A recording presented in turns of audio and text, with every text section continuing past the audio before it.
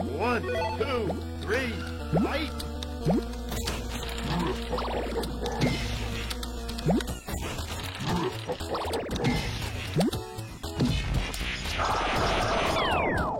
You win!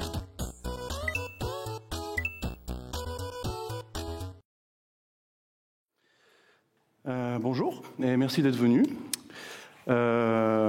On va parler de programmation par trait. Alors, ce qui n'est pas dit dans le titre, c'est qu'on va parler de Rust. Donc, ça sera la deuxième conférence de Rust aujourd'hui, ce qui est particulièrement exceptionnel. Donc, ce matin, pour ceux qui étaient, qui c'est qui a fait la première conférence Rust ce matin, pour voir un petit peu, donc quasiment tout le monde. Donc là, c'était une vue constructive et un peu pragmatique sur un web. On ne parlait pas de système. Et moi, je vais vraiment me concentrer sur les traits, l'aspect programmation par trait, et ce que j'ai appelé sous l'influence de la gestion mémoire, c'est-à-dire qu'on va voir qu'en fait le langage, comme vous devez le savoir, en fait, comme il n'y a pas de garbage collector, ce principe-là va remonter au niveau des specs, au niveau du typage, et donc va nous conduire un peu à écrire du code et va nous diriger sur l'écriture de code. Donc je m'appelle Didier Pleindou, je viens de Toulouse, je suis freelance sur la place toulousaine et je fais un peu de tout, voilà, et du Rust pour mon plaisir. Donc juste pour mettre le cadre, fixer le cadre, il faut le prendre comme un Rex. Donc je suis pas un gros spécialiste de Rust. C'est un retour d'expérience sur un développement d'une librairie open source. Et en fait, ça s'est fait par étapes successives. Et donc en fait, ces étapes successives que je vais vous montrer et les différents murs sur lesquels je me suis tapé et qu'il a fallu sauter et ensuite régler les problèmes et qui m'ont permis de comprendre notamment un petit peu les principes sous-jacents à Rust qui posent souvent des problèmes parce qu'il faut à un moment donné désapprendre. Ce que j'appelle désapprendre, c'est que quand on vient des langages qui sont des langages avec des garbage collectors, la gestion mémoire, on va la traiter après coup, alors que là, on se la prend en pleine face. Alors, Rust. Rust, bien, je ne vais pas vous faire juste les grands principes de Rust. On définit souvent Rust comme un langage Zero Cost Abstraction, c'est-à-dire que vous allez avoir une expressivité qui va être assez haute, mais la compilation va nous amener vers des aspects très très très bas et une optimisation assez extrême. Et donc du coup, en fait, quelque chose d'expressif va pouvoir se compiler de manière assez efficace. Alors ça, vous pouvez vous amuser. Nous, on l'a fait en regardant du code assembleur et voir un petit peu jusqu'où peut aller. Et ça peut être assez bluffant. C'est presque du zero cost, des fois, mais ça apparaît. Mais vraiment, l'épaisseur est c'est très fin. Pas de ramasse-miettes, d'accord, donc pas de garbage collector, ça c'est évident. Donc quand on vient du C++, le garbage collector il est ici, d'accord. Là, ça va être dans le compilateur, c'est le compilateur qui va nous aider. Et surtout, en fait, tout ça va reposer sur un principe qui est excessivement fort, qui est le typage et une richesse du typage. Et c'est vraiment le cœur du problème. C'est pas le cœur du problème, c'est le cœur de la solution. C'est le typage apporte tout ce qu'il peut et tout ce qu'il a pour nous aider à développer de manière sûre des applications avec un aspect gestion mémoire. Et donc, il va s'occuper de vérifier la durée de vie de vos objets, savoir si vous avez le droit de les utiliser, ainsi de suite. Rust, c'est aussi un autre pan, c'est des fonctions d'ordre supérieur. Donc là, c'est tout le monde fonctionnel qui vient poindre le bout de son nez. Donc, comme vous avez dû le voir ce matin, avec des fonctions, et donc des closures qui pouvaient se balader, et ensuite des combinaisons par l'utilisation de fonctions comme des maps, des flat maps, etc. Donc, si vous voulez avoir des approches monadiques, vous pouvez. C'est pas toujours facile, c'est pas évident quand même. Du pattern matching, donc ça c'est ce que vous avez vu ce matin aussi. Donc tout ça vient toujours s'appuyer sur des fondations fonctionnelles. Il faut savoir quand même que ceux qui travaillent sur Rust, il y en a pas mal qui viennent de Haskell, donc il y a quand même ça transpire méchamment dans le langage. Et du polymorphisme paramétrique, d'accord, ce qui va nous permettre de générer, d'écrire du code qui soit donc générique d'une certaine façon, puisqu'on va pouvoir définir des trous dans les types, donc des types paramétriques.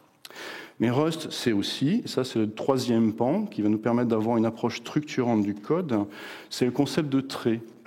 Les concepts de trait, ça va vous permettre en fait, de faire une spécification d'un ensemble de méthodes et un ensemble de connaissances, on va dire de bases de connaissances, et qu'on va pouvoir ensuite décliner suivant les différents types d'objets. Ça va du polymorphisme ad hoc, donc on a le polymorphisme paramétrique, donc dans lequel on va pouvoir spécifier le type générique, et le polymorphisme ad hoc, dans lequel en fait l'ensemble des traits vont pouvoir être implémentés pour différents types d'objets, d'accord. Et donc tout ça en fait, On retrouve un petit peu des type class à la Haskell, on le retrouve presque, hein, c'est presque des mais voilà, ça va permettre d'offrir quand même une expressivité assez accrue. Donc d'un côté, un aspect très système avec pas de garbage collector, un zero cost abstraction, expression forte avec du fonctionnel et une structuration très cohérente avec la notion de trait et donc la combinaison du polymorphisme paramétrique, du polymorphisme ad hoc. Un petit aparté, si vous voulez vraiment être intéressé vraiment sur ces aspects-là, vous avez un papier de Waller qui date de 88. J'avais mis le slide, je l'ai enlevé, mais si ça vous intéresse, vous pouvez le chercher, c'est assez instructif. Alors, dans cette présentation, on va aborder plusieurs principes. Qui vont être d'abord, on va regarder un petit peu les types énumérés et les structures, on va regarder un petit peu comment ça s'exprime. Ensuite, on va voir comment on va exprimer la spécification de trait. Qu'est-ce que c'est qu'une spécification de trait? Donc, qu'est-ce qu'un trait en termes de définition? On va implémenter des traits, donc on va leur donner une essence, on va les habiter, comme on dit. Et tout ça va reposer sur trois principes qui sont repris par le borrow checker, qui vont être l'ownership, le borrowing et le lifetime, d'accord? Et donc, en utilisant ces trois premiers principes, on va voir en fait comment le ownership, le borrowing et le lifetime vont nous permettre en fait de rendre notre code, de le rendre plus malléable et voire même beaucoup plus ouvert, d'accord. Alors, on va faire des premiers petits rappels. Alors, qui c'est qui fait du Rust ici? Peu, d'accord, ok. La première chose, c'est les énumérations. Donc là, on va définir une énumération de type donc une option, d'accord. Ça peut ressembler à l'optionnel de Java si vous voulez, dans lequel on a un type paramétrique A et on va le décliner. Donc il va y avoir deux déclinaisons. Le premier qui va dire j'ai une valeur avec un somme de A ou je n'en ai pas de valeur, d'accord. Jusque là, il n'y a rien de magique. Ça, c'est une première façon d'exprimer. Ça, c'est une expression des énumérations. Et l'expression des énumérations est non extensible. Ça, c'est très important. C'est-à-dire que vous avez fermé votre définition et vous retrouvez un petit peu les seed case class de Scala, dans lequel, en fait, eh bien, vous dites ça, c'est l'ensemble des possibilités et il n'y en aura pas plus. Ça, c'est très bien si vous voulez définir des API. Pour bien fermer la définition et éviter qu'il y ait des extensions qui vous passent dans le dos et avoir une meilleure appréhension. Qui dit type énuméré, donc ça va nous permettre de définir des objets, alors pas des objets en sens promotion objet, mais des objets en termes de données. Hein. Donc on va pouvoir écrire un somme de 1 on va mettre dans une valeur qui s'appelle O, et on va pouvoir en fait la déstructurer. Donc la déstructuration se fait juste par un match, donc qui incarne le pattern matching dans le langage. Et O, donc soit c'est un somme de A, et donc là dans la partie droite, je vais pouvoir exécuter le bloc si le somme de A est bien reconnu. Donc là, on a une déstructuration, donc on voit bien un somme de A. Je parle de ça parce que si on parle de Kotlin, typiquement, on vous dit qu'il y a du pattern matching dans Kotlin, mais c'est pas vrai. C'est du faux pattern matching. C'est plus du sélection par type, d'accord? Ou alors de l'égalité d'objets. Mais ça fait le taf quand même. Hein. Là, on a vraiment une approche pattern matching, on va dire, beaucoup plus classique et qui vraiment emprunte au langage fonctionnel. Dans le deuxième cas, ça va être le non. Comme les types énumérés sont non extensibles, le pattern matching, lui, doit être exhaustif. D'accord ? Vous n'avez pas le choix, le compilateur ne vous le laisse pas. Donc, vous devez exprimer toutes les branches. Vous aurez un default, bien sûr. Les structures, donc ça c'est le pendant, donc il y a deux formes de types de données, les énumérés qui sont fermés, ou les structures qui ressemblent plus à des structures un petit peu à la C, dans lequel il y a un mot-clé struct. Le myStruct, ça va être le nom de la structure, et cette structure va contenir, dans ce cas-là, une string, une chaîne de caractères. Et ensuite, on va pouvoir faire soit du pattern matching simple là-dessus, puisque myStruct ayant qu'une seule forme, on va pouvoir écrire un let myStruct de S égale myStruct, et le S est automatiquement extrait. D'accord ? On peut écrire aussi les structures de façon différente, et c'est là où on voit que le monde Haskell aussi, on retrouve des similitudes avec Haskell. On peut aussi écrire les structures où les champs, les éléments de la structure peuvent être nommés, donc là, au lieu d'avoir les parenthèses dans les accolades, et ça va nous permettre d'avoir une déstructuration comme l'autre avec myStruct, mais des accolades, d'accord ? Et ce qui est important, c'est que là, en fait, eh bien, le nom qui est ici va correspondre au nom qui est là, qui est dans la structure, mais vous pouvez aussi le changer, mais dans ces cas-là, vous serez obligé de mettre source égale si vous voulez une variable qui soit différente, d'accord ? Donc c'est pour avoir un certain parallèle avec la première déstructuration.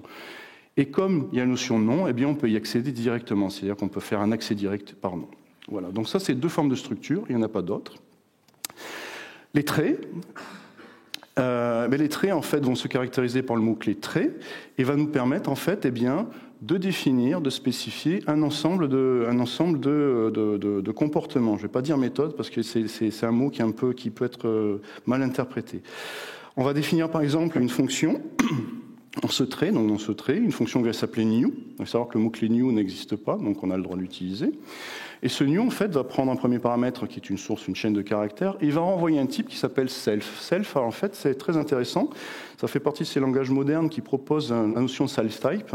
Et self, en fait, ça sera le type de l'objet qui implémentera ce trait. D'accord ? Il faut savoir que, chose importante, l'héritage n'existe pas dans Rust. Il n'y a pas d'héritage. Ça règle beaucoup de problèmes.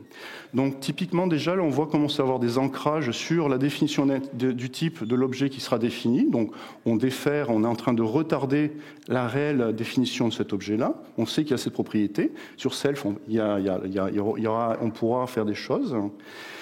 Et un deuxième type de méthode qui sera description. Et là, il y a un premier paramètre qui arrive qui s'appelle self. Alors, la différence entre les deux premiers, le premier peut être assimilé à ce qu'on appelle des méthodes statiques, et le deuxième, ça sera plutôt une méthode de classe, donc sur lesquelles en fait on pourra instancier, et le self représente l'objet qui va appeler cette méthode, sur lequel en fait on va appeler cette méthode. Et c'est là où on voit, excusez-moi, les différences avec les autres langages. Ça, on retrouve ça dans les langages qui sont un petit peu plus vieux, où le self apparaît.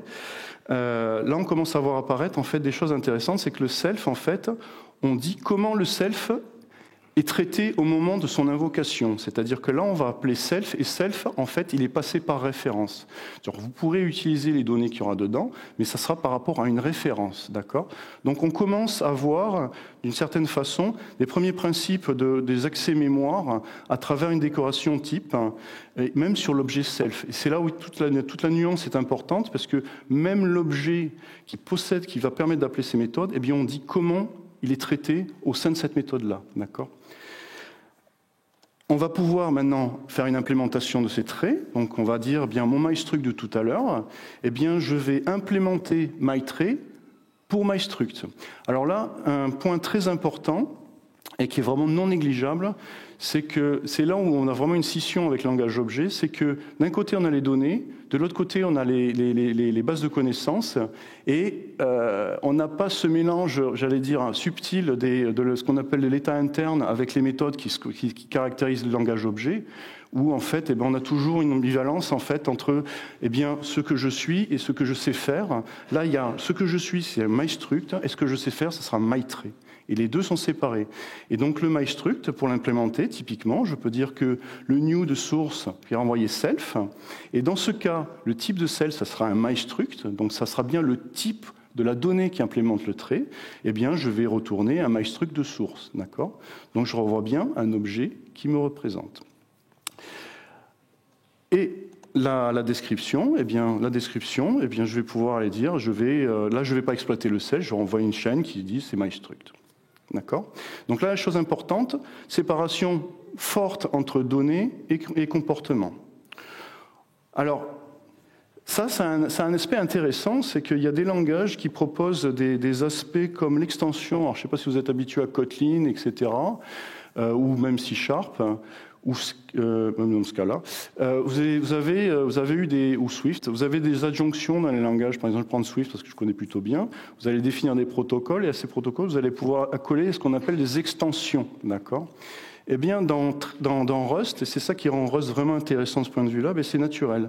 Je vais pouvoir implémenter mytrait pour string, qui est un type proposé par Rust, mais là, en fait, je vais dire, eh bien, je propose une implémentation de mytrait dans le cas où la donnée est une string. Et là, en fait, on est en train de mettre en place une notion d'extension, mais elle vient naturellement du fait de la séparation entre l'objet et le trait. D'accord ? Ça, c'est ce qui rend la chose. C'est là où il y a toute la puissance d'utilisation des traits. L'utilisation du new, eh bien, si j'ai une source, je renvoie source. Donc, en fait, sa fonction identité. Mais là, simplement, j'ai dit, je l'incarne. Et ensuite, eh bien, la description va dire, j'ai passé donc une référence sur self, et j'aimerais bien renvoyer sur self. Et là, les problèmes commencent. Là, il y a le borrow checker qui va vous dire, self, c'est une référence. Je ne peux pas le renvoyer comme ça. On me l'a prêté, et il faut que je le rende. D'accord ? Ça, c'est super important. Et là, on est en self, il est en borrowing, alors que il est en borrowing. Et je voudrais avoir, en fait, dire, je veux retourner ce self-là, puisque c'est la description que j'ai envie. Dans ces cas-là, eh bien, l'alternative, c'est on va cloner. Et là, on commence à se sentir sale, parce qu'on voit qu'on commence à faire des choses qui sont, à faire de la duplication de code, de la duplication de données, etc. Et pour pouvoir récupérer le ownership, en fait, je recrée un nouvel objet, il est à moi et je peux le renvoyer. D'accord ? Donc j'avais un modèle et je le clone. Sachant qu'évidemment, sur self, il faut que je puisse avoir le clonage. D'accord ? Je ne l'ai pas dit, mais il faut qu'il y soit. Il y a une petite erreur dans le slide, je viens de m'en rendre compte, désolé. Comment on va l'utiliser ? On va y avoir 3 façons de l'utiliser. Soit on dit, eh bien, je vais appeler le new sur myTree avec une chaîne. Et là, il y a un problème, c'est que le myTree avec le new d'une chaîne, on voit, si on revient sur les 2 slides, c'est le même, on ne sait pas lequel choisir. Donc là, on va être obligé de dire à data, le réceptacle, on va dire, tu seras un mystruct. Et le compilateur va automatiquement pouvoir dire, là, au usePray, dire, eh bien, c'est ce trait qui va implémenter mystruct qu'il va falloir utiliser. D'accord ? Donc le typage va permettre d'aider le compilateur et vraiment le typage vraiment rentre non pas simplement dans un principe de vérification, mais aussi dans un problème de direction dans la façon de sélectionner ces blocs de code pour de la compilation. Et donc du coup, sur ma data, je vais pouvoir appeler description. De la même façon, eh bien, on va pouvoir construire une implémentation de myTree pour une chaîne de caractères. Et on procède de la même façon. Une deuxième utilisation, ce serait de dire, eh bien, sachant que je veux un mystruct, j'appelle le new. Et donc là, le compilateur va dire, attends, il y a bien un new, il y a un trait qui correspond et qui propose ce new-là, c'est celui-là, tout va bien. Et là, data, j'ai plus besoin de lui donner parce que j'ai déjà aidé dans la partie droite au niveau typage. Pour string, je ne peux pas le faire. Parce que le new existe déjà, et on n'a pas le droit d'utiliser le même nom de méthode 2 fois. Il n'y a pas la notion de surcharge de méthode, les notions de multiméthode n'existent pas. Donc si vous voulez faire un new, il faudra l'appeler différemment dans le cas de la chaîne de caractères. Donc là cette façon de l'appeler, je ne pourrais pas le faire. Je ne pourrais pas faire crochet string, chevron new. Il va vous dire, il y a un problème, j'ai un indéterminisme, parce que le string a son propre new déjà. Il y a déjà un new, qui n'a pas de paramètres. Et la troisième utilisation, ce serait de dire simplement, je crée ma structure. Comme j'ai fait mes imports qui vont bien, eh bien je peux appeler description parce que le trait est visible et donc je peux activer le bloc de code associé. De la même façon pour string, je crée string, j'ai ma data et je peux appeler description parce que l'inclusion et le use des différents packages fait que eh bien, les traits sont visibles et donc je peux appeler le code directement. D'accord ? Donc là c'est explicite, c'est implicite. Dans les 2 autres cas, c'était explicite. Alors, on va faire un petit passage à la pratique. On est plutôt à 40, non ? Parce que là, il m'a bouffé 2 minutes. On va faire ce qu'on appelle des parseurs, qui en fait, de manière assez simple, ne vous affolez pas, ça va être assez simple. On va faire des choses qui vont prendre des chaînes de caractères et qui vont nous renvoyer soit un succès, soit un échec, d'accord ? Et le succès va nous construire un objet, une donnée. On va en construire que 3 de parseurs. On va y construire le premier, qu'on va appeler satisfy, qui va prendre un prédicat. Tout le monde est habitué avec les termes prédicats, etc. C'est bon ?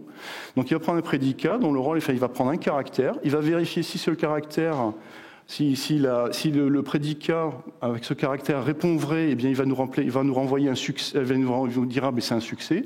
Et si le prédicat est faux, il nous renvoie un reject. D'accord ? Et le satisfy du prédicat va nous construire un nouveau parseur, un parseur. On va voir le and. Fist, oh putain, c'est first, hein, bien sûr, il fallait dire. C'est ça qui a été fait la dernière minute. Qui prend un premier parseur et un second et qui va essayer d'appliquer le premier et le suivant. D'accord ? On va vite passer sur ce slide. Et qui va nous construire le couple A et B issu du premier parseur et du second. On a le repeat qui va nous permettre de dire, eh bien, je vais repeat. Est-ce que le repeat est optionnel, c'est-à-dire, est-ce que je suis capable de prendre, pas de photo, est-ce que je suis capable de prendre 0 ou n fois ce parseur, d'accord ? C'est comme l'opérateur de clean, l'étoile, et le booléen, s'il sera faux, ça sera le plus, et s'il sera vrai, ça sera l'étoile. Voilà. Un exemple simpliste, ce serait de dire, eh bien, on va avoir ce terme-là, donc ça va nous permettre de construire un objet, qui va être du and de satisfy de je veux reconnaître le double quote. Ensuite, je veux reconnaître un ensemble de caractères qui ne seront pas les doubles quotes, suivi d'un double quote. Donc ça veut dire que là, on se propose de reconnaître une chaîne de caractères toute simple dans laquelle il n'y a pas de double quote, d'accord ? Donc le backslash double quote, on ne le traite pas. Voilà, on va faire ça, d'accord ? Alors, on va procéder par différentes étapes. Et la première étape, ça va être l'approche dite naïve. Pourquoi j'ai dit naïve? Parce que moi, j'ai fait beaucoup de Java, comme beaucoup de monde, ou beaucoup de choses avec des garbage collectors. Et je dis, moi, j'arrive avec mon badge. Là, je suis un Ruby fan, mais je reste quand même avec mon état d'esprit Java. Et on va voir les dégâts, d'accord? Alors, un petit rappel d'abord, le ownership. Qu'est-ce que c'est que l'ownership? C'est du moment où on a une valeur et qu'on a créé une donnée, qu'on l'associe à cette valeur, la valeur, en fait, possède cette donnée, d'accord? Donc ça, c'est le owner. Le owner, il ne peut y en avoir qu'un seul à la fois de cette donnée-là. Et quand le owner est hors de portée, c'est-à-dire qu'on quitte le bloc de base dans lequel la variable a été créée, qui a ce ownership-là, eh bien l'objet est abandonné et donc il est récupéré automatiquement, d'accord? Alors, pour faire ça, eh bien on va faire de la lecture de code et on va voir un petit peu comment le code évolue avec le temps, d'accord? Alors pour cela, on va définir, il y a un premier type qui va être un response, d'accord? Donc là, ça va être un response de A. Et le response, en fait, ce qu'il va faire, c'est la réponse, c'est la suite logique de quand je vais parser, j'ai une réponse. Et cette réponse, en fait, si on regarde le code, eh bien, soit c'est un succès, soit c'est un reject, d'accord? Alors c'est un succès de A et S, c'est la donnée que l'on est en train d'exploiter au fur et à mesure, d'accord? C'est pour avoir une forme pas de continuation, mais la structure qu'il va falloir analyser étape par étape, d'accord? Donc on a une response, on va dire donc la première chose qui va nous intéresser, on va prendre un parseur qui va nous produire des A et qui traite des chaînes de caractères, uniquement des chaînes de caractères, d'accord? C'est une vision, la vision naïve qui était proposée, qu'on retrouve dans les papiers académiques, notamment qui ont été écrits par Meyer et compagnie. Donc la première chose, on va définir un premier trait, parseur de A. Alors parse, donc assez souvent une convention, c'est que le nom du trait, ça va être un verbe et le verbe va être répété, donc c'est pour essayer d'avoir des blocs minimum. Et donc le parse, eh bien, c'est une méthode qui va prendre une chaîne de caractères et qui répond et qui va nous renvoyer une réponse, d'accord? Donc là déjà, on voit de suite que l'objet qui va appeler cette méthode, eh bien, il est prêté, on nous l'a prêté, et la chaîne de caractères, on la possède, d'accord? On a le ownership de cette chaîne de caractères. Alors la première chose qu'on va faire, le fameux satisfy, on va construire une structure pour le satisfy, et en fait on reprend ce que j'ai dit, et qui va prendre une fonction, une closure. Et là les problèmes commencent. Pour définir les fonctions, en fait dans Rust, vous avez deux familles. Vous avez le petit fn, qui est en grosso modo il faut le voir comme un pointeur sur fonction, d'accord? Et vous avez le grand Fn. Alors quelle est la différence? C'est d'un côté c'est un pointeur sur fonction et de l'autre côté c'est une closure. Quelle est la différence entre les deux? Eh bien une closure, elle va capturer un environnement dont elle a besoin au sein de la fonction, d'accord? Et le problème avec cette chose-là, c'est que la capture, en fait, on ne sait pas combien de valeurs, de variables vont être capturées dans cette fonction-là. Ça veut dire qu'on est incapable de donner sa taille. Et ça c'est gênant pour Rust, parce que quand il crée un objet, il le met sur la pile. Et donc là, il a un souci. Il ne sait pas le mettre sur la pile. Donc il va vous dire, il n'est pas sized. Donc le seul moyen de faire ça, c'est d'utiliser un artefact qui est box, qui est grosso modo, vous créez un objet de taille connue, puisque c'est un pointeur, qui va aller sur la pile et qui va pointer sur votre fonction qui est dans le heap. D'accord? Donc là, on voit de suite la gestion mémoire, eh bien, on se la prend en pleine face. Donc là, on est en train de dire, je ne peux pas le faire comme ça, donc je suis obligé d'introduire, grosso modo, une structure qui représente mon pointeur sur le heap. D'accord? C'est clair pour tout le monde? Ça va? Eh bien, maintenant, on peut y aller. Comment on va écrire le parse? Eh bien, si c'est empty, je vais déstructurer mon satisfy. Alors, j'aurais pu l'écrire différemment. J'aurais pu l'écrire aussi comme ça. C'est-à-dire que je me déstructure, d'accord? Ça évite de répéter le nom. Donc, au niveau du refactoring, vous changez le nom du trait, c'est plus rapide. Je me déstructure, j'extrais la fonction f, je m'azègue sur mes chaînes de caractères. Donc là, on voit de suite que... Ah, ça, c'est pas terrible quand même, Déméter, ça fait mal. On a des chars, qu'on est obligé d'aller chercher le next, et on fait un unwrap, d'accord? Donc ça, c'est l'API des chaînes de caractères qui fait ça. Ensuite, j'applique mon prédicat sur mon caractère. Si tout va bien, j'appelle mon succès, qui retourne mon caractère. Donc évidemment, on est en train de reconstruire un parseur de chars. Et je vais dire, eh bien, la suite à analyser, c'est le reste de la chaîne de caractères. Dans le premier caractère, je l'oublie, d'accord? Donc tout ça, c'est pour dire le premier caractère, je l'oublie. Et dans les autres cas, je fais un reject. On peut définir des parseurs simple à partir de ça. On peut dire le parseur qui reconnaît n'importe quelle chaîne de caractères, eh bien ça sera un satisfy qui répond toujours vrai. Donc ça c'est l'élément syntaxique qui permet de définir les closures. Ça ressemble un peu à ce qu'on a dans Ruby, si je ne m'abuse, hein. C'est la syntaxe Ruby. On peut définir ensuite un parseur qui est capable de reconnaître un caractère en particulier, qui va être un satisfy, avec ma fonction, qui est ici, v, dans lequel qui dit, bon, le caractère que j'ai capté, est-ce que c'est celui qui était souhaité? Et puis là, on a un petit souci, c'est qu'en fait, le caractère c qui venait de notre fonction char, on ne peut pas l'injecter comme ça dans la closure, parce qu'en fait, j'ai le ownership, d'accord? Et bien là, dans ces cas-là, devant notre lambda, on va dire, le ownership, moi, je donne à la lambda qui est dedans, donc à ma closure. Et donc, du coup, le C, je peux l'exploiter tel quel. Donc, je perds le ownership, et le ownership passe de la fonction char dans la lambda qui est dans la boîte, d'accord? Et le node, ça sera l'inverse, d'accord? Donc, à partir de là, alors ça, c'est l'avantage de Rust, c'est qu'on peut écrire toute notre série de tests qui sont derrière. Donc là, on peut les exécuter, mais il y aura les autres, hein. D'accord? Donc là, vous faites votre TDD, vous faites votre TDD, et ensuite, vous développez. On va avoir le AND qui va procéder de la même façon. Donc là, eh bien, mon parse, c'est un trait. On connaît la taille des traits, d'après vous? Ben non, rebelote, on ne sait pas, parce qu'on ne sait pas de quel trait on parle, donc on ne peut pas. Et de plus, de toute façon, on le dit parce que c'est dynamique. Voilà. Ça, c'est les dernières versions de Rust, c'est Rust 2018. Il y a un mot-clé qui dit c'est dynamique, je ne connais pas la taille. Donc, rebelote, on le met dans une boîte, hein, donc ça sera dans le heap, et puis j'aurai ma box sur la pile, d'accord? Et j'ai mon A et j'ai mon B. Et puis j'utilise des macros parce que c'est cool. Ça peut être cool, hein. C'est assez puissant. Des fois, c'est pas toujours facile à lire les erreurs.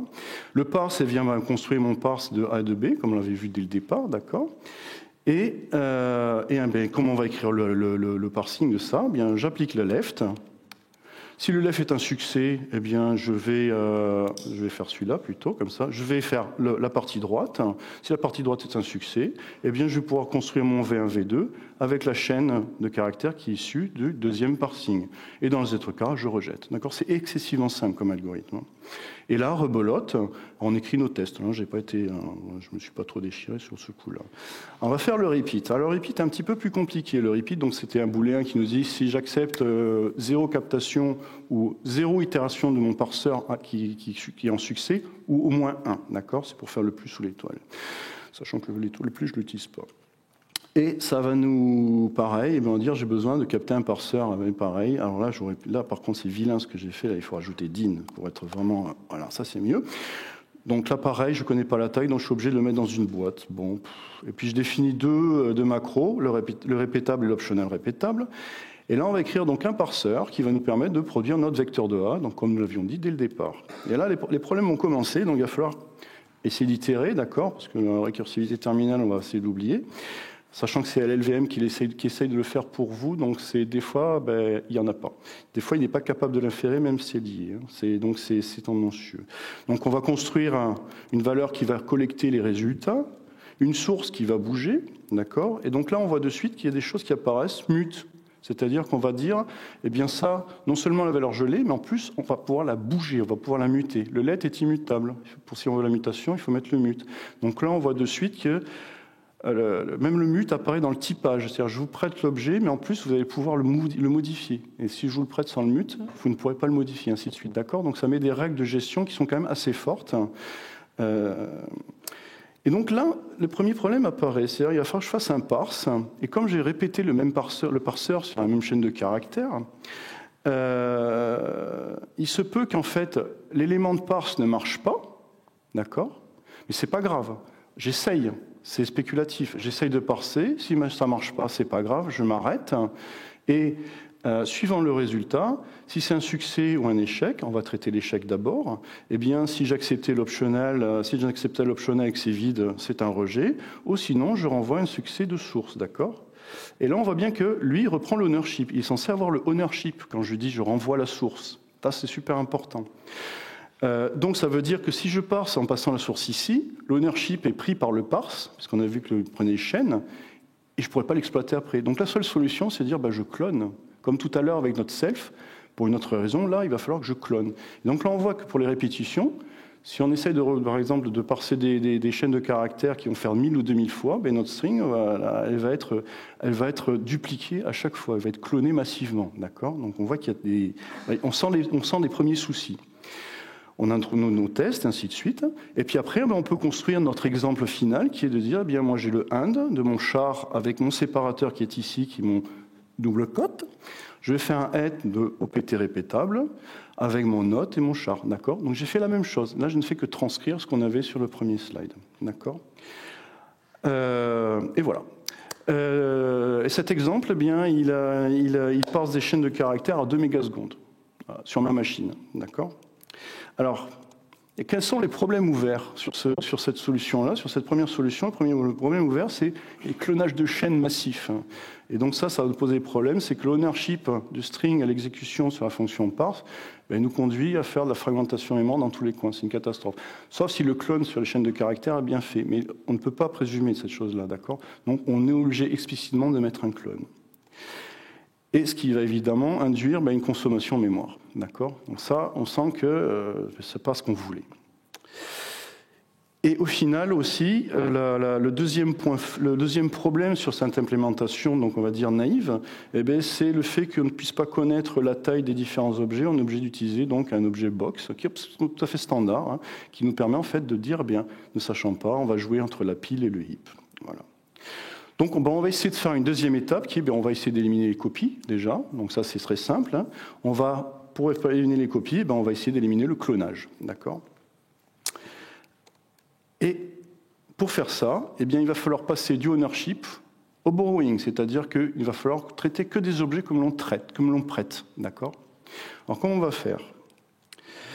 Ce qu'on va faire, c'est on va mettre... Donc ça, c'était la version 1, et ça va être la version 2. Voilà. Version 2. Non, ça c'est le... Excusez-moi, non plus. Où est-ce qu'il est ? Il est là. Voilà. Alors, donc ça c'est ce que nous avions au début. Donc là, en fait, c'est un choix plus fonctionnel. C'est-à-dire, au lieu de traîner une chaîne de caractères, moi je me traîne un pointeur. Voilà, je me traîne un offset, un usize. Et puis ma fonction parse, comme de toute façon je suis maître à bord, je vais modifier sa signature. Au lieu de prendre une chaîne de caractères, je vais prendre une référence sur un tableau de bytes. On ne traite pas les Unicode, c'est pas la peine de me parler de ça, on s'en fiche, c'est pas le propos. Mais je sais que ça ne prend pas en compte. Il aurait fallu utiliser str, mais c'est un peu plus compliqué. Et la fonction parse, donc, c'est la chaîne de caractères, c'est un ensemble de caractères, un tableau de bytes, et notre fameux offset. Donc déjà, on voit de suite que l'artifice, ça va être l'offset. Ça va être assez simple. Donc du coup, le satisfy, lui, non, il va bouger à un tantinet. C'est-à-dire que, déjà au niveau API et la chaîne de caractères, on voit déjà qu'on commence à ne plus déstructurer dans tous les coins, mais on va faire un accès direct. Évidemment, si on a mis une garde qui va bien. Je vais le considérer comme un char, donc c'est une version simplifiée, on est bien d'accord. J'applique mon prédicat et je fais avancer mon curseur. Donc déjà, là, il y a des choses qui commencent à disparaître. C'est beaucoup plus simple, d'accord. Donc là, déjà, là aussi, cette extraction, cette réduction de chaîne de caractères, on l'a plus. On l'a transformée en une addition. C'est un choix fonctionnel. Évidemment, donc les satisfy n'ont pas bougé. Le AND, lui, la seule chose qui va avancer, c'est le curseur, d'accord. Donc en termes d'implémentation, ça bouge quasiment pas, à part que, au lieu d'avoir un parse de S, on va faire un parse de S et de O. Donc notre pointeur qu'on fait avancer, d'accord. On fait rien de plus. Donc on modifie juste la sémantique l'expression des méthodes, juste pour faire mieux. Et évidemment, le repeat qui nous posait problème avec notre fameux source clone, vu qu'en fait maintenant l'objet, on me l'a prêté, je peux continuer à le prêter. Je n'ai pas besoin de le cloner. Donc, du coup, mon parse, je peux passer sur le S. Donc là, j'ai fait sauter les clones. On n'en parle plus, c'est terminé. 52 mégasecondes. D'accord ? C'est pas de là, c'est plus de l'optimisation de code qu'autre chose. D'accord ? On est passé sur une structure de données naïve, sur quelque chose d'un petit peu plus fermé. D'accord ? Bon. Et il y a quand même des problèmes ouverts encore. Moi, il y a un truc qui me gêne quand même, c'est toutes ces boxes là qui sont partout. On a toujours cet aspect mémoire et cette dichotomie entre HIP et pile et qui vraiment nous claque à la figure. Et puis il y a aussi un autre truc, c'est que comme j'ai passé ma référence sur mon tableau de 8, je ne peux pas en disposer comme ça. Je ne peux pas dire je le prends et j'en fais autre chose. Non, on me l'a prêté, donc il faut que je le rende. D'accord ? Donc il est difficile de capturer, une sous-chaîne de manière assez évidente. D'accord ? Donc la troisième étape, dire ces vilaines box, on va essayer de les jeter et on va essayer de traiter la chose. Et donc là, pour cela, on va utiliser le polymorphisme paramétrique. D'accord ? Alors pour bien faire, donc là je vais mettre le 3 et le 2 sera à droite. Donc le stage 3 qui est ici, et on revient. Mais à chaque fois je me fais avoir. Hein. C'est pas parseur, c'est. Ah oui, excusez-moi, c'est parce que le filtre n'est pas bon. Lib. Le 3, il est ici. Voilà. Alors, nous avions donc nos types réponses de la même façon. Et donc là, on va éliminer les boîtes. Alors, comment on fait pour éliminer les boîtes ? Eh bien, il n'y a rien de plus simple. Notre parse n'a pas bougé, d'accord ? Ce qui va bouger maintenant, en fait, la fonction parse, on ne va quasiment plus la toucher. On va maintenant jouer sur les structures. Et si on regarde bien dans le satisfy, on exprimait dans le paramètre ce que l'on voulait comme valeur, d'accord ? Donc on voulait une fonction, donc une closure, et donc dans une boîte, parce qu'on ne pouvait pas faire autrement pour un problème de taille. Là, on va dire en fait le satisfy, ça prend un E, un type paramétrique, public, pour pouvoir le construire à l'extérieur. Et en fait, ce type paramétrique, on dit, je te le contraindre, ce type paramétrique, ça doit être une closure. Et là, le compilateur, il râle pas parce qu'en fait, on est en train de déférer, de retarder en fait la définition du FN, de la fonction de la closure. Et donc là, il dit, OK, tu me donneras quelque chose qui correspondra à ce type-là, et j'accepte, tout va bien. D'accord ? Et ça, c'est le polymorphisme paramétrique qui va nous permettre vraiment de retarder l'indécision du size Z. Et c'est au moment où on va construire les termes que là, il va dire « Ah, c'est size Z, tout va bien, je peux le prendre. » D'accord ? Donc, on n'a plus besoin de mettre de box. D'accord ? Et donc, on va procéder par étapes de la même façon. Donc là, le code, il ne bouge pas d'un iota, mais pas d'un iota. C'est le même, si on regarde bien. Donc là, on n'a fait que changer le type. On l'a rendu plus large, c'est-à-dire qu'on ouvre notre spec, on la rend beaucoup plus souple, et on ne nécessite plus de box. Là, on dit, on aura une closure. D'accord ? Donc, on ouvre notre j'ai plus que 20 minutes, ça va être chaud. Mais le code ne bouge pas. Ça, c'est super important, d'accord ? On a fait que juste toucher par petite touche le type. Notre satisfy ne bouge pas. Alors là, j'ai mis des impl, mais l'arci, le type du satisfy, c'est là où toute l'essence va prendre. Le satisfy, on dit en fait, tu vas me prendre une implémentation d'une fonction. Implémentation, ça veut dire en fait, on est capable de calculer la taille. Il y a une concrétisation. Et là, en fait, je dis en self, je te dis que c'est un satisfy de cette fonction-là. Mais à ce moment-là, il la connaît la taille, parce que l'ensemble des paramètres qu'il a capturés est connu, et donc il connaît exactement la taille de cette fonction. Donc tout va bien, pas de box. D'accord ? De la même façon, eh bien, pour le char, on va procéder de la même façon. Il a capturé son C, il sait très bien, il connaît la taille. Donc, à ce moment-là, au moment de la construction de ce parseur-là, il n'a pas besoin de nous dire, mais c'est pas ça, il le sait. C'est par définition, il le voit. Donc, on voit qu'on vraiment on a retardé ce calcul de cette contrainte sur les types dans la construction des structures. D'accord ? Et on procède ainsi de suite. Les tests n'ont pas bougé d'un iota, mais vraiment pas. On ne fait que jouer sur la façon dont on va créer. Là, ensuite, eh bien, sur le end, alors le end va être un petit peu plus sportif. Le end, en fait, on va lui introduire 4 types paramétriques. Le premier pour les parseurs à gauche, le deuxième pour le parseur à droite, et ensuite 2 types génériques qui vont être dire, en fait, mon partie gauche, ça sera un parseur de A. Ma partie droite, ça sera un parseur de B, pardon. Et le problème, c'est que dans mon constructeur, il n'y a que du L et du R qui apparaît, d'accord ? Et là, le compilateur va vous dire, mais A et B, si vous ne mettez que le L et R et que vous oubliez ce qu'il y a derrière, il va vous dire, c'est bien gentil, mais le A et le B, comme je n'utilise pas dans la structure, vous pouvez l'enlever. Mais si vous l'enlevez, vous ne pouvez pas définir parseur de A et parseur de B. Donc là, il y a dilemme. Le parseur de A et B, il ne peut pas les accrocher, il ne peut pas les attacher. Ils sont dits unbound. Et donc, pour éviter cette chose-là, eh bien, Rust a introduit quelque chose qui s'appelle les phantom data. Donc, on définit des types fantômes, en fait, qui disent, ben voilà, moi, j'ai mis une accroche pour le compilateur pour dire, je définis une donnée fantôme, zéro cost. Ça ne prendra rien. C'est juste pour de l'aspect, dire, mon A, il est là, et je vais pouvoir le véhiculer. Et donc, mon A et mon B, eh bien, seront fantômes. Ce sont des fantômes. Et ils sont nécessaires pour pouvoir faire les binds, d'accord, pour pouvoir faire de la vérification de type. Du coup, pour construire ma structure IND, eh bien, il va falloir que j'injecte des phantom data, d'accord. Mais ils feront effacer, ils ne prennent pas de place, c'est zéro, d'accord. C'est juste une nécessité dans le langage. Ensuite, eh bien, sa déstructuration, eh bien, on va faire le left, le right, et les deux autres paramètres qui sont derrière, c'est des phantom data, donc on peut les oublier, ça n'a pas d'intérêt. Et l'algorithmique ne change pas, on est toujours sur la même algorithmique, d'accord.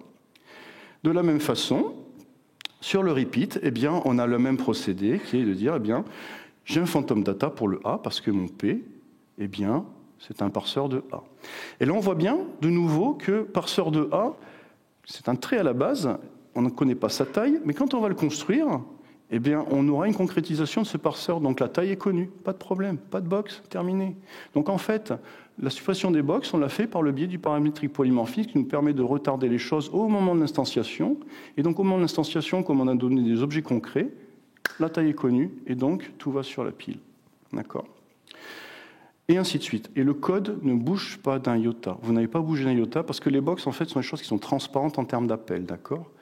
Elles ne jouent que sur l'aspect ownership, l'aspect vraiment sized, d'accord ? Donc là, le code, si vous faites un miroir, c'est le même. Il n'a pas bougé d'un iota. On n'a fait que changer des specs. Donc ça veut dire que les specs, on les assouplit, on les rend beaucoup plus souples, et donc on ne fait pas apparaître ces contraintes de box, etc. Et l'expression, évidemment, de notre fameux du string délimiteur, eh bien, il est pareil. D'accord ? On peut peut-être jouer les tests une fois. On est sur le 3. Quand même, on ne va pas tricher. Voilà, tout est passé.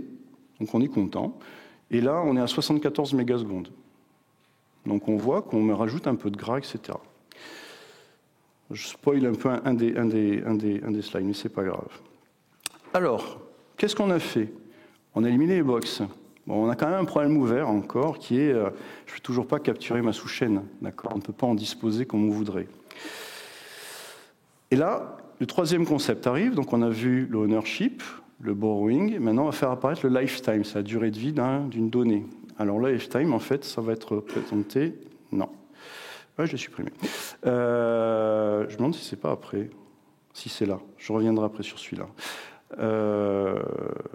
Oui, donc on va passer à la quatrième étape, qui est de dire on va pouvoir ouvrir le code pour permettre de faire la capture, d'accord ? Donc encore une fois, on continue à décliner pour pouvoir avoir un code de plus en plus ouvert et qui soit beaucoup plus puissant en termes d'expression, d'accord ?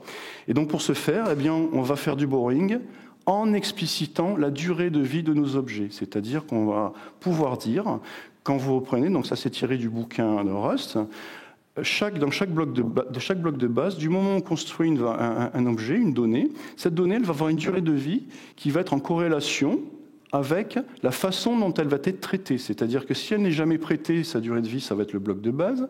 Si elle est prêtée, ça va être au moment, ce lifetime va être propagé au moment du borrowing, etc. Et donc, on va pouvoir faire expliciter le lifetime dans nos signatures. D'accord ? Ça, c'est important. Donc, ça veut dire que, formellement, on caractérise la durée de vie de chaque objet dans le système de typage. D'accord ? Et donc ça intéressant, c'est que si on est capable de caractériser en entrée, eh bien cette durée de vie, on va pouvoir la faire sortir, on va pouvoir l'utiliser dans la sortie, et donc le compilateur va pouvoir vérifier ses contraintes sur ces durées de vie d'objets. D'accord ? Si vous parsez une référence, il ne sait pas quand est-ce que la référence va être libérée. La référence de la libération de la référence, elle va être incarnée par le lifetime, et donc on va utiliser le lifetime. Alors ça, on va procéder avec une quatrième étape, qui est celle-ci. Et donc pour faire ça, en fait, donc il y a une annotation qui est très particulière, qui va être tout ce qui encode quelque chose dans les types paramétriques. Eh bien, ça sera des types paramétriques de type lifetime, d'accord ? Donc on a vraiment des types paramétriques qui vont présenter des données. et tout ce qui encode quelque chose qui représente des lifetimes. Donc on abstrait en interne de typage le lifetime. Et donc évidemment, moi ce que je veux pouvoir manipuler, c'est mon tableau de 8, là je vais pouvoir en disposer, c'est-à-dire peut-être pouvoir le retourner, l'éclater, etc. Et donc associer ce lifetime sur ces traitements-là, d'accord ? Et bon, on va essayer maintenant d'écrire les différents, nos fameux. Donc le satisfy, lui, il ne bouge pas, puisque eh bien, il ne contient qu'une fonction, d'accord ? Donc ça ne bouge pas. Ensuite, eh bien, on va voir le end. Et le end, en fait, on va voir que c'est légèrement plus compliqué. Le end, en fait, les parties droite et gauche sont des parseurs, d'accord ? Donc ça va être des objets de type parse qui doivent implémenter le trait parse. Mais comme parse a besoin du lifetime, puisque c'est dans la fonction parse, eh bien il va falloir décorer tous nos objets, toutes nos structures avec notre fameux lifetime. Donc ça veut dire que le end, il va falloir lui rajouter eh bien, le lifetime.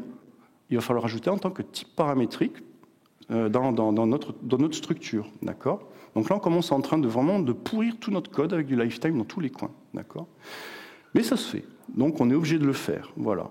Et du coup, on pourrit, on rajoute nos lifetime. Le code ne bouge pas, on ne fait que rajouter du lifetime, d'accord ? On spécifie le typage, mais le code, si vous faites un miroir, à part ce quota, il n'a pas bougé, d'accord ? C'est normal parce que le code que j'ai écrit ne fait pas de capture, d'accord ?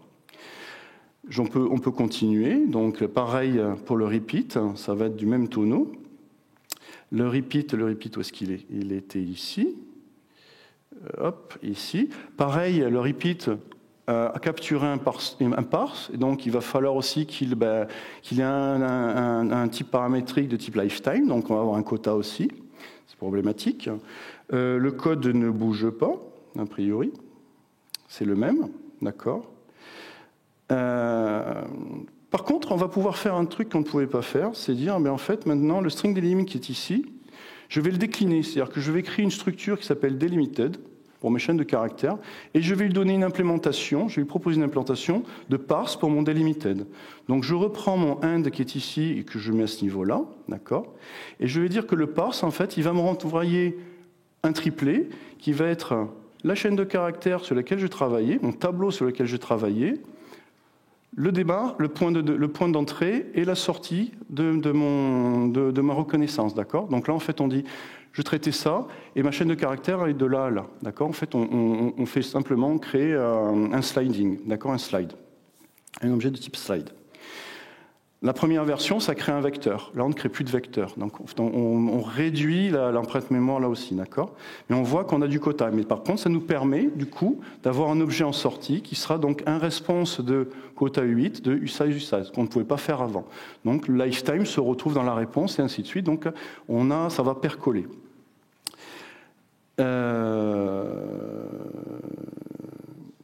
Alors, ça pose un gros problème qui est, en fait, ma structure et mon trait parse sont fortement couplés par l'aspect du lifetime. Ça veut dire que quand on crée les objets d'analyse, eh bien, il va falloir que la durée de vie de ces parses et la durée de vie de la chaîne de caractères que je vais analyser de mon tableau, eh bien, ça doit être les mêmes, ça doit être corrélé. Ça veut dire qu'il faut construire tout dans le même bloc de base. C'est problématique, ça, parce que les parseurs, j'aimerais bien les construire à un moment donné et les exploiter après. Et donc, on voit, il y a un sacré souci. C'est qu'on l'a ouvert, on s'est restreint sur la création de ces objets au sein du bloc de base. Ça, c'est problématique. Donc, c'est le même lifetime à tous les niveaux. Donc là, on a vraiment complètement pourri notre code. Donc, l'étape qui va être nécessaire, on va être obligé de découpler. D'accord ? Découpler, ça veut dire quoi ? Ça veut dire, en fait, eh bien, on va être obligé de faire une chose particulière qui va être de dire, eh bien, je vais introduire 2 traits. Le premier trait qui va caractériser la capacité à combiner des parseurs, de combiner des structures, et le deuxième qui va incarner la capacité de parser des tableaux de U8, d'accord ? Et ça, qu'est-ce que ça me permet de faire ? Ça me permet de dire, en fait, mon satisfy, lui, ne bouge pas, d'accord ? Par contre, le satisfy, il va implémenter les deux traits maintenant. Il va dire, moi je suis un parseur, je suis combinable, d'accord, mais je suis aussi parsable. D'accord ? Donc là, on voit des choses qui commencent à apparaître. On lui donne deux aspects. Pour la même structure de données, il y a deux facettes, une facette combinable et une facette analysable. D'accord ? Donc là, il n'y a pas trop de difficultés. La difficulté va apparaître sur la notion sur le AND. Et vous allez voir qu'en fait, ça va régler des petits problèmes assez rapidement, puisque Combine ne traite que avec le type paramétrique comme on l'avait au départ. D'accord ? Donc pour faire ça, on va dire maintenant le AND va traiter d'un left et d'un right qui sont des combines. Il n'y a plus de parse. D'accord ? Ce sont simplement dire la condition minimale, c'est qu'il faut qu'ils implémentent le trait combine. D'ailleurs, je pense qu'il faut qu'il soit combinable. D'accord ? Et le AND, je vais pouvoir implémenter mon combine avec mon LDR qui va me dire c'est un combine qui est un combine qui permet de construire des choses de type A, B, comme c'est indiqué ici. Et L et R, la partie left et right, sont des combines. Et là où toute la puissance du système de typage de Rust va être bluffante, c'est qu'on va dire la fonction parse, je vais l'exprimer pour une partie droite et gauche qui doit être un combine, mais aussi qui doit implémenter le parse. D'accord ? Donc là, en fait, on dit, moi je veux bien, mais le parse. Et là, en fait, ce que je suis en train de dire, c'est le AND. J'ai dit que c'était un combine, et j'implémente le parse. Et il rentre typiquement dans ce cadre-là. Il est combine, et il est parse en même temps.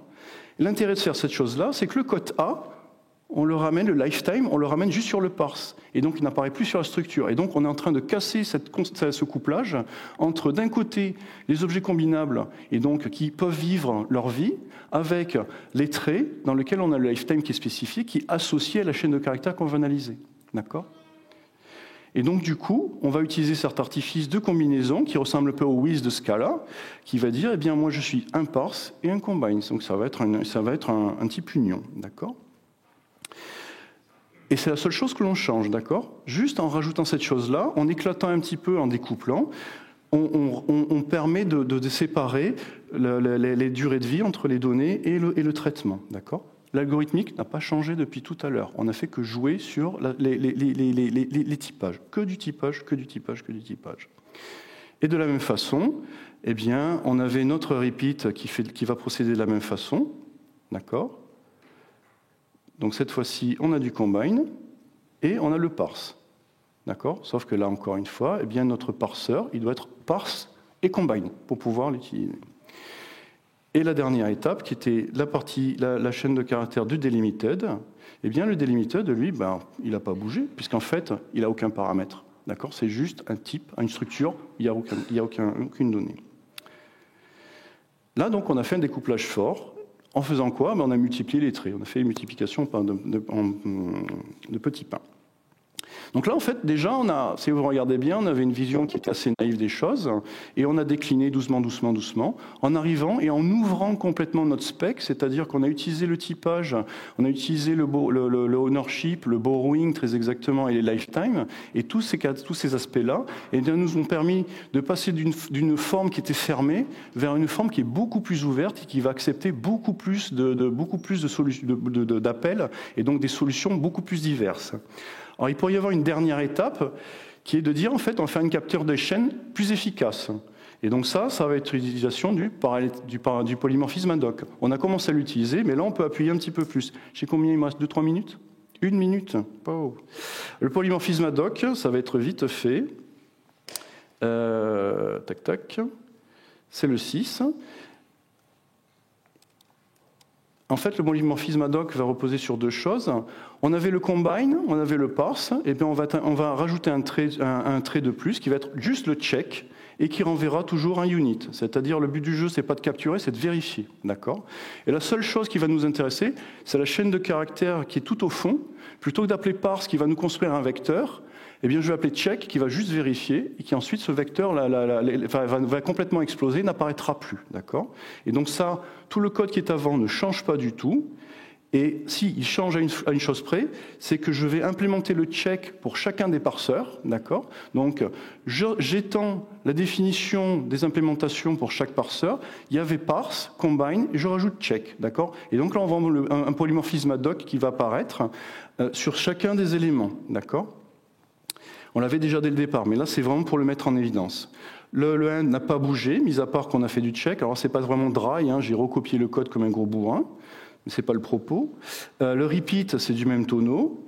Et le plus important, en fait, ça va être sur la chaîne de caractères, qui va dire, eh bien, en fait, moi, mon parse d'un delimited, comme je vais avoir des check plus combine qui vont apparaître partout, d'accord ? En fait, quand il va générer le type de cette chose-là, il va dire, ben ça, en fait, c'est un combine de parse de check. Donc, au lieu d'appeler parseur dessus, eh bien, je vais pouvoir appeler simplement check. Et j'ai juste changé cet appel-là, d'accord ? Et c'est tout. Donc, j'ai fait juste une modification, et ça n'a rien changé sur mon code, à part ce petit appel, et des implémentations différentes, c'est-à-dire une nouvelle facette. Alors, en termes de benchmark, donc je vous avais dit que le premier, c'est du 3 mégas, 51, 77, 77. Et le dernier, en fait, juste en chargeant, on passe à 1 giga 2. D'accord ? Donc, on voit. Alors, c'est un benchmark qui est vraiment simple, d'accord ? Mais c'est vraiment pour l'aspect démonstratif, c'est vous dire, en fait, on commence par quelque chose de vraiment naïf et on décline juste en bougeant les types. Ouais, je sais. Et en fait, on joue sur 2 panneaux. C'est l'ouverture de votre librairie, mais en même temps sur sa performance. Et vous jouez sur les 2 tableaux. L'ouverture vous permet d'avoir une approche performante du code. Et c'est là où Rust, en fait, est vraiment bluffant. C'est qu'assez souvent, la performance, on la fait après. Là, vous pouvez la faire en même temps. Ah, c'est moi. Alors, il y a d'autres choses qui sont explorées. C'est que dans Rust, il y a aussi une notion de variance et covariance. C'est-à-dire, quand vous vous disiez, je veux un parseur de type P, je voulais un P qui est un parseur, vous pourrez passer soit un parseur que vous prêtez, soit un parseur que vous donnez. D'accord ? C'est là où il y a toute la puissance de cette chose-là. Donc là, c'est à creuser sous la notion de variance et covariance avec les types. Et donc là, vous avez tous les types avec ces aspects mémoire qui sont importants, d'accord ? Donc en conclusion, qu'est-ce qu'on a fait ? Donc on connaît les méthodes Test-Driven Development, les DDD, etc. Là, est-ce qu'on a du Memory-Driven Development ?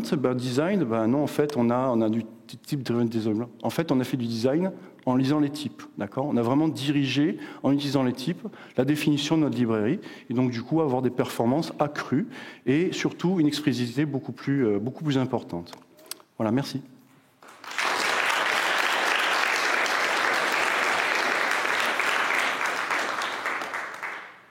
On a quelques minutes pour des questions ? Non ? Si vous voulez, je suis juste à côté, je traîne dans les couloirs, donc merci beaucoup.